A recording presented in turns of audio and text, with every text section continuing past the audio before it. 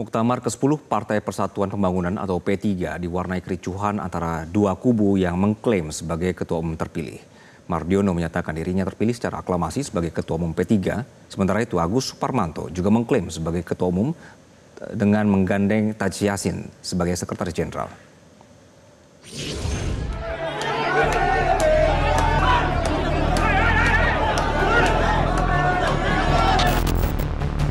Muktamar ke-10 Partai Persatuan Pembangunan diwarnai ricuh dua kubu yang saling klaim sebagai ketua umum P3 terpilih. Kericuhan sudah terjadi sejak acara dibuka secara resmi oleh PLT Ketua Umum Muhammad Mardiono yang digelar di kawasan Ancol, Jakarta. Di tengah muktamar yang berlangsung panas dan diwarnai kericuhan, Mardiono mengklaim terpilih secara aklamasi sebagai ketua umum dengan dukungan sebanyak 1.304 muktamirin. Hampir 80%, ya, 80% semuanya menyetujui untuk kita mengambil langkah-langkah cepat agar tidak terjadi keributan yang berkepanjangan. Karena itu, sekali lagi saya sampaikan terima kasih juga kepada para ketua wilayah, para pengurus harian PH, ya, kemudian juga kepada ketua SC dan SC yang sudah menyelenggarakan muktamar ini dengan sesungguhnya baik, tapi karena dicederai ya oleh orang-orang yang tidak bertanggung jawab, sehingga terjadi keriuhan-keriuhan itu. Namun demikian sekali lagi bahwa ADART kita sudah mengatur ya bahwa setiap ada sesuatu hal maka sudah dipayungi dengan pasal-pasal yang bisa mempercepat. Di sisi lain, nama Agus Suparmanto juga menyatakan terpilih sebagai Ketua Umum Partai Persatuan Pembangunan yang sah pada acara Muktamar ke-10 yang digelar di waktu dan lokasi yang sama. Keputusan aklamasi dibacakan oleh pimpinan sidang paripurna Qoyum Abdul Jabbar. Di depan peserta Muktamar, Agus menyatakan siap bekerja keras dan memilih kader terbaik ke dalam pengurusan DPP, tak terkecuali nama Taji Yassin Maimun sebagai sekjen. Agus dan Taji Yassin juga sama-sama membuka pintu rekonsiliasi kepada Mardiono untuk bersama-sama mengembalikan kejayaan P3.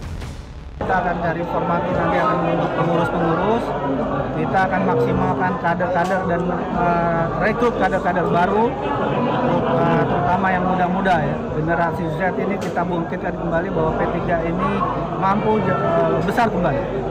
Untuk mengatasi perpecahan Pak, potensi perpecahan. Jadi sebenarnya sesuai dengan namanya tadi pembangunan, kita harus persatuan pembangunan, kita harus bersatu. Saya akan merangkul semua tetap menerima yang memang belum di dalam kapal kita. Marilah bergabung untuk membangun P3 ini dan berkompromi dengan kita. Termasuk merangkul dari kubu Pak Mardiono juga Pak ya? Ya, kami terbuka.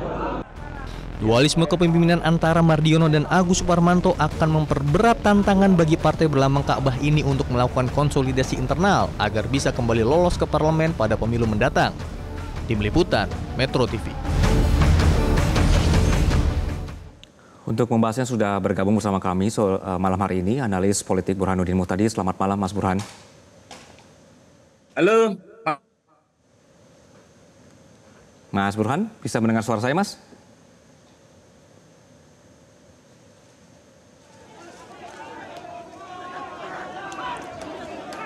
Baik, pemirsa, kami akan mencoba untuk memperbaiki komunikasi kami dengan Mas Burhan di malam hari ini. Kami akan membahas mengenai perebutan kekuasaan di Partai Ka'bah. Mas Burhan, selamat malam. Malam, Anggi. Ya, Mas, jadi sebenarnya klaim aklamasi ganda ini kita membacanya sebagai sengketa prosedur atau murni perebutan kekuasaan, Mas? Ini murni perebutan kekuasaan dan P3 adalah partai yang sama sekali tidak menerapkan dasar dan sekaligus nama partainya sendiri. Kita tahu P3 itu singkatan dari Partai Persatuan Pembangunan. Tapi salah satu partai yang paling sering mengalami perpecahan adalah P3. Dan perpecahan terakhir ini sangat ironis, Anggi, karena terjadi setelah P3 untuk kali pertama tergusur dari parlemen. Jadi justru ketika P3 mengalami penurunan suara hingga tidak lolos dari PT, seharusnya semua elit partai itu merasa perlunya ada persatuan nasional untuk bisa mengembalikan partai ini ke Senayan. Tapi yang terjadi justru perpecahan antara elit mereka. Dan ini menunjukkan sekali lagi bahwa P3 tidak belajar dari kesalahan. Oke, Mas, Kalau kita mendengarkan dari dua belah pihak ini kan ada perang narasi ya soal siapa yang tidak memenuhi syarat ADART gitu. Menurut Anda, apakah P3 ini bisa bertahan dengan figur luar atau harus tetap dengan kader internal, Mas? Saya harus jujur mengatakan bahwa kalau melihat dari sumber daya internal P3 hari ini, sepertinya berat buat P3 untuk masuk ke Senayan 2029. Karena bagaimanapun Pak Mardiono sudah diberikan kesempatan menjadi orang nomor 1 di partai, tetapi akhirnya P3 gagal untuk lolos ke Senayan di masa kepemimpinan beliau. Tetapi lagi-lagi ada persoalan formal yang membuat Agus Suparmanto yang kita tahu mantan politisi PKB itu tidak bisa serta-merta menjadi orang nomor 1 P3. Dan ini yang menjadi titik pangkal perselisihan di internal partai.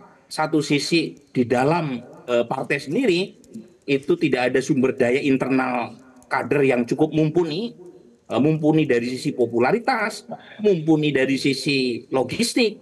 Tetapi saat yang sama dari luar itu juga tidak memenuhi syarat menurut klaim dari kubu Mardiono. Jadi lagi-lagi perlu kesepakatan bersama antara para kiai dan para pimpinan partai P3 ya, daripada mereka berpecah belah dan siapapun yang menang akan jadi arang karena ujungnya nanti P3 yang akan dikorbankan. Lebih baik ada islah partai antar elit partai untuk memastikan titik temu mengenai perselisihan ini agar P3 bisa berkontestasi dan lolos ke Senayan. Jadi perlu islah antar elit P3. Jadi mengesampingkan apa yang menjadi kepentingan masing-masing kubu dan lebih mendahulukan kepentingan partai agar kembali lolos daripada semua pihak tidak akan pernah menjadi pemenang. Jadi melihat konstelasi sekarang sepertinya berat buat P3 untuk lolos 2029 karena kesadaran untuk islah tidak ada dari elit P3 sendiri, kesadaran untuk refleksi, kesadaran untuk melakukan introspeksi itu tidak muncul. Yang terjadi justru gontok-gontokan dan membuat P3 itu nasibnya akan makin mengenaskan di 2029. Oke, menurut Anda siapa Mas yang bisa membantu mendamaikan atau untuk islah antara dua kubu ini? Menurut saya kalau mengandalkan dari elit internal P3 sepertinya berat, Anggi. Karena masing-masing elit bagian dari persoalan, masing-masing elit bagian dari perselisihan. Jadi semua mengalami proses vaksinalisasi. Jadi yang diperlukan adalah keterlibatan orang luar yang dianggap bisa menjadi juru hakim yang baik, yang netral. Dan menurut saya Pak Prabowo yang bisa menjadi penengah, karena beliau menjadi orang nomor 1, bukan hanya kepala pemerintahan, tapi juga kepala negara atas nama kepentingan bangsa yang lebih besar, agar P3 tidak makin terpecah.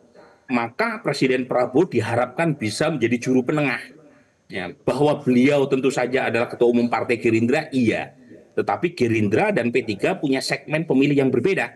Dan seharusnya tidak menghalangi Presiden Prabowo untuk memberikan semacam legacy agar P3 tidak semakin terjungkal. Dengan cara mendudukkan para elit partai dalam satu meja dan mencari islah titik temu yang bisa membuat semua elit ketemu dalam satu kesimpulan untuk menyelamatkan P3. Oke, kalau begitu nanti apakah tidak dianggap ada intervensi eksternal yang masuk untuk memanfaatkan situasi, Mas?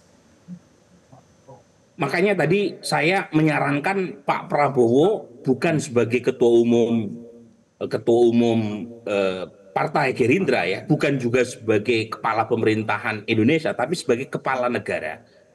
Kan beliau dalam Undang-Undang Dasar bukan hanya sebagai kepala pemerintahan, tapi juga sebagai kepala negara. Nah, jadi dan menurut saya tidak ada konflik kepentingan dalam pengertian secara elektoral karena basis Partai Gerindra yang dipimpin oleh Pak Prabowo maupun P3 itu berbeda. Ini dua segmen yang berbeda ya dari sisi elektoral dan menurut saya kalau hanya mengandalkan dari internal berat, Mas Anggi. Karena terus terang semua elit di dalam partai itu bagian dari persoalan. Jadi diperlukan satu figur kuat bukan untuk campur tangan tapi untuk mendudukkan semuanya dalam satu meja dalam rangka menyelamatkan partai. Kenapa saya penting untuk meng-highlight bahwa P3 bagian dari aset nasional? Karena P3 ini partai lama yang selama ini menjadi katalisator untuk kekuatan politik Islam. Jadi kalau misalnya P3 gagal untuk memberikan contoh dan gagal untuk mendudukkan wakilnya di parlemen, Mas Burhan, maka ada satu pangsa pasar Islam yang tidak terwakili di kekuatan politik formal, dan itu membahayakan kepentingan bangsa secara umum. Makanya saya menyarankan semua pihak pertama harus menurunkan egonya, yang kedua meminta pihak yang dianggap bisa menengahi semua faksi yang bertikai hari ini. Oke, yang Mas usulkan tadi adalah nama presiden begitu ya, karena sebagai kepala negara. Mas Burhan, kalau misalnya yang ditunjuk atau usulan dari Mas tadi adalah presiden, kita tahu bahwa Mardiono ini juga sebagai utusan khusus presiden. Apakah nanti tidak membuat masalah baru, Mas? Tidak, karena meskipun beliau utusan presiden, tetapi statement dari Gus Romi yang kita tahu pendukung Pak Agus Suparmanto, kemudian para kiai-kiai yang berada di belakang kubu Agus Suparmanto, itu juga sepakat untuk meminta Presiden Prabowo menjadi juru penengah. Jadi ini semacam kesepakatan dari dua belah pihak, karena kubu Mas Agus Suparmanto juga meyakini Presiden Prabowo itu bagian yang tak terpisahkan dalam rangka mencari titik temu untuk menyelesaikan masalah ini.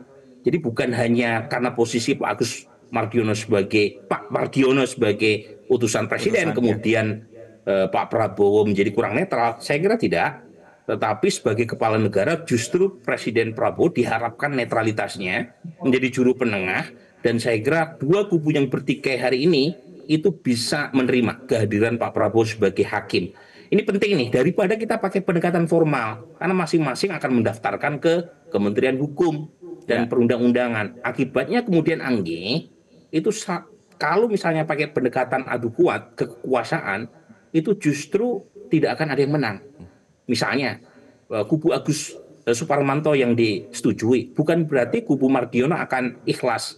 Demikian juga kalau kubu Mardiono yang disetujui oleh pemerintah, pasti ada luka yang membuat kubu Agus Suparmanto tidak bisa menerima keputusan itu.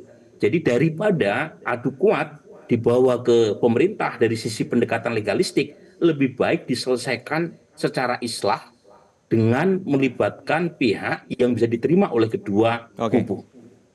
Baik, Mas, dengan P3 yang gagal ambang batas sebelumnya begitu, seberapa fatal dampak kisruh yang sekarang ini bagi masa depan partai, Mas? Fatal sekali, Mas Anggi, karena terus terang mereka bersatu saja gagal meloloskan P3 ke Senayan, apalagi berpecah. Dan jangan lupa, ini episode kesekian kalinya P3 mengalami perpecahan. Jadi satu contoh buruk partai yang membawa label atau brand persatuan, tetapi tidak bisa mereka tunjukkan keteladanan dan contohnya. Jadi dalam kondisi mereka bersatu saja P3 tewas, apalagi dalam kondisi pecah. Nah ini yang harusnya disadari oleh kedua belah kubu. Kalau mereka menang-menangan, tidak mau mengalah untuk kepentingan partai yang lebih besar, ya jangan berharap P3 akan lolos ke Senayan. Jadi saya bicara dengan terus terang siang ini di Metro TV, karena saya punya koneksi emosional. Jadi ayah saya almarhum dulu adalah juru kampanye P3 di zaman Orde Baru. Perkenalan saya dengan politik itu melalui P3, karena saya dulu sering sekali menemani ayah saya kampanye P3 di pelosok Rembang dan Jawa Tengah. Dan saya sedih melihat perkembangan hari ini di P3. Sepertinya P3 tidak belajar dari kesalahan masa lalu. P3 tidak meneladani fatwa dan petuah para kiai. P3 lebih sibuk urusan politik praktis sehingga mengorbankan kepentingan partai. Dan ini menurut saya pelajaran mahal yang seharusnya segera disadari oleh kedua kubu yang bertikai. Baik, dan tadi usulan dari Mas, islahlah begitu ya, supaya damai dan kembali bersatu begitu ya. Baik Mas Burhan, terima kasih Mas untuk penjelasan di malam hari ini. Jelajahi cara baru mendapatkan informasi. Download Metro TV Extend sekarang.